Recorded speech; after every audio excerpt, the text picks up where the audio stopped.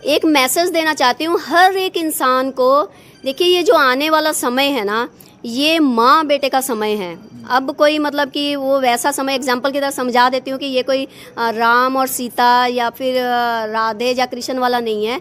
इस बार परमात्मा ने ना ये सारा जीवन जी लिया, इस बार उन्होंने माँ को मांगा है, तो परमात्मा जो है माँ के साथ आ रहा है। माँ आई है अपने बेटे के साथ और बेटा आया अपनी माँ के साथ।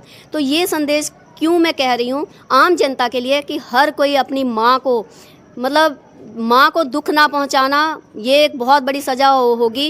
क्योंकि जो सतयुग है ना, उसमें माँ को इम्पोर्टेंस दिया जाएगा, ना कि बीवी को, ना कि किसी को, मतलब औरत को इम्पोर्टेंस दिया जाएगा, लेकिन रिश्तों में माँ को इम्पोर्टेंस दिया जाएगा। माँ सबसे ऊपर होएगी। जो माँ का सम्मान करेगा, जो माँ को समझेगा, माँ को प्यार करेगा, उसको परमात्मा वैसे ही अपने गले लगा लेगा।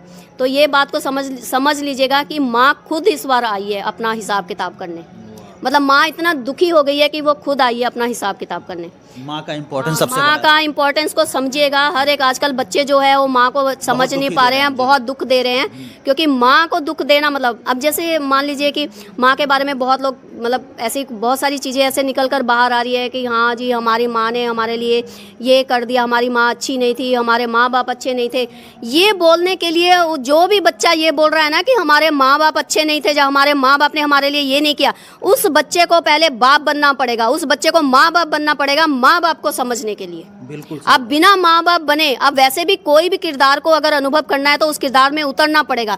तो माँ बाप बने बिना आप अपने माँ बाप के बारे में कोई भी सवाल मत करिएगा, उसके लिए आपको माँ बाप बनना पड़ेगा। लोग अघोरी, आज अघोरी का बोलती हूँ, लोग बोल रहे हैं ना अघोरी अघोरी अघोरी। इन दी एंड ये जो होने वाली घटना है, माँ ही अघोरी है, माँ ही महाअघोरी है, माँ ही सबसे बड़ी अघोरी है, माँ ही सबसे बड़ी माँ ही सबसे बड़ी अघोरी है। चलिए।